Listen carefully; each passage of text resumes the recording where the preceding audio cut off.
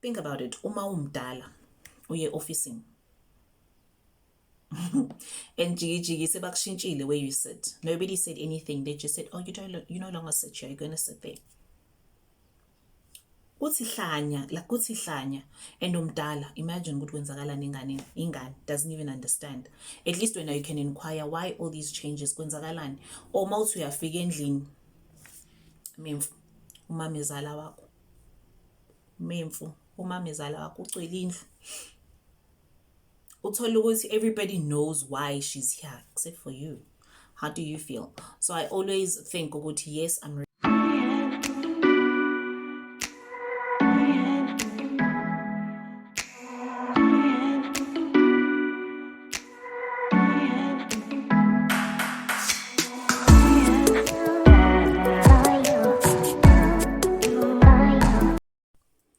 Hey guys, welcome back to my YouTube channel. The most inconsistent person I know, but honestly, we're getting there. We're working on it. Welcome to South Africa. There's load shedding and I actually have some time. So I figured, why not? Let's do this. Let's make another video. All right, so today I'm going to be talking about just five things that actually changed my relationship with my son. Now, for those of you who didn't know, in my previous video, I mentioned that when my son was born, I was going through a grieving process. During his pregnancy, I couldn't grieve because it was either I grieve and lose the baby, or I save the baby and hold my emotions. So by the time he was born, it was now time for me to, get into my feelings. So getting into my feelings affected the relationship that I had with my son. So let's get into these 5 things before I ramble on, because I will. All right, so I'm drinking some water because it's very hot. All right, so one of the first things I learned to do, now this is the time when I was developing our relationship. I was done with the grieving process. I'd come to terms with everything that had happened, and it was now time for me to focus on building this relationship, this lifetime of a relationship that I have. I started listening to my son, listening to him with an intent to respond to his needs, not to respond to how I feel. What we tend to do as parents is, because we're irritated because you've been crying for so long, we respond with how you are making us feel, as opposed to responding to what he was needing at that time. So I started listening to what is he saying, what is his grievance, and what is the best way that I can address the situation. And let's be honest, yes, we're raising little people, young people, but whatever we put into their bag, they're taking it to adulthood. And if you treat them like their feelings don't matter, or what they are saying doesn't matter, chances are when they're grown up, they're going to return that to you, and you really don't want that.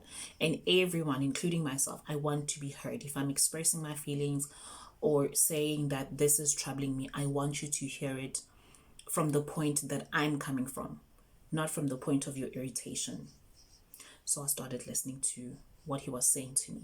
And I saw that when he was listening, I was able to respond and address his needs. And that's it. The second thing I currently do, and I've seen it makes a whole lot of change, nobody likes to be spoken down to. And because obviously Ugai is a little bit shorter than me, because he's growing very fast, but he's a little bit shorter than me, what would happen is I'd be looking at him and be like, lalela, lalela. I don't do that anymore. I'll either tell him, get on the couch, or I'll go down to shayivosh ngikhulume naye. Ngani ngoba uma ngenza leyo nto leyo, ngiqala ngibe ne-respect for yena, because sibukana kanje ungibuka emehlweni. I don't believe in that thing yokuthi ungangibuka emehlweni. I know it's respect and I do it. I don't look at my elders emehlweni. But when you age parents, we 21st century parents, I want him to look at me so that, one, I can look into his eyes and see the seriousness or the severity of inkinga yakhe.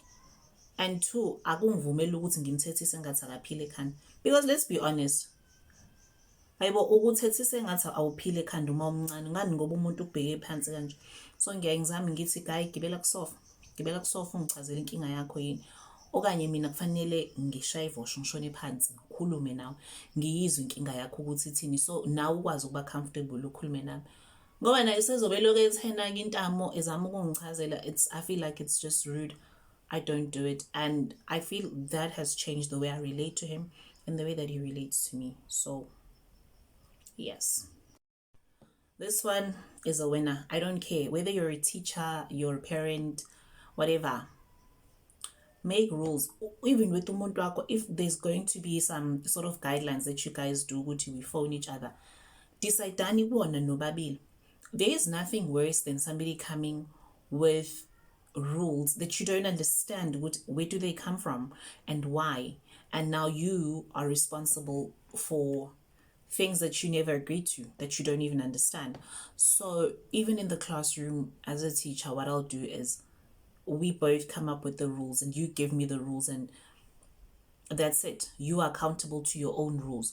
So even with my son, when it comes to rules, he's accountable to his own rules. You make the rules. You tell me, Wuti, okay, Mom, I'll play with my phone after I've done my homework, I've taken a shower and I've eaten, then I can play with my phone. Or because I don't get enough time with my phone, I'll take it to school. That's fine. On your way to school, take your phone, my baby. It's absolutely fine. But when it's homework time, it doesn't even become a discussion, because somebody knows what they're the ones that said they were going to do this. You don't even have to hold anybody accountable. So when you are making ground rules for your children, try and be inclusive. As a parent, by all means, try and be inclusive. Let them tell you what they don't feel comfortable doing, or what they think they shouldn't be doing. One, that allows you to see what's umqondo wabo kephi. But secondly, it also allows them to be accountable to their own rules, and you don't have to enforce any rules. You don't. Hey, this one, the fourth one. I was telling my mom just yesterday, I said, do you know what, Mom? I was very traumatized as a child by the fact that I just woke up and I had a sibling. I mean, yes, I saw your belly expanding. I saw. 9 months. I even went with you to the clinic. Yes, I knew I was going to have a sibling. But I didn't understand the level of the changes that are going to happen in my life. My sister was born 10 years after I was born. So you can just imagine, I was a spoiled little brat. And then there comes the next person. Ufunani, like why? Why am I going away? Like why? Why am I being like to so awon insihlele ngani? Mina ngini kanti mina sengini ngoba nakusekunengani. Hey so ingane yakhala uyithola isingane. Mina kufanele ngithola isingane. You know, so any changes that are going to happen, discuss them with your child, and discuss them to a point where you did your best to make sure that there's going to be very little, if any, confusion. Discuss upcoming changes. Last week or 2 weeks ago, my son's teacher was not going to be at school Monday and Tuesday. So she sends us a message, because this is something even the school does. They even encourage us to do it. She sends us a message and she says, I'm not coming to school. This teacher will be, my assistant teacher will be taking over my class. I appreciated that, because I reiterated that to my son Sunday afternoon, Sunday evening, Monday morning. And even on Monday afternoon when he came back, I still told him, even today, the teacher's not coming. And then on Tuesday, Tuesday evening, I said, tomorrow, your class teacher's coming back. And it avoids that confusion, because think about it. Uma umdala, uye officing. And jiggy sebakushintshile where you sit. Nobody said anything. They just said, oh, you no longer sit here, you're going to sit there. Kuthi hlanya and umdala, imagine ukuthi kwenzakalani ingane. Ingane doesn't even understand. At least when you can inquire why all these changes kwenzakalani. Or mawuthi uyafika endlini, memfu umama ezala wakho, memfu umama ezala wakho ucwele indlu. Uthole ukuthi everybody knows why she's here except for you. How do you feel? So I always think, yes, I'm raising a small person, but I'm raising them to be big people like me one day. And things that affect me are probably going to affect them. And it's better for me to teach them now how to deal with them than to teach them later. It's so much better. So communicate all up.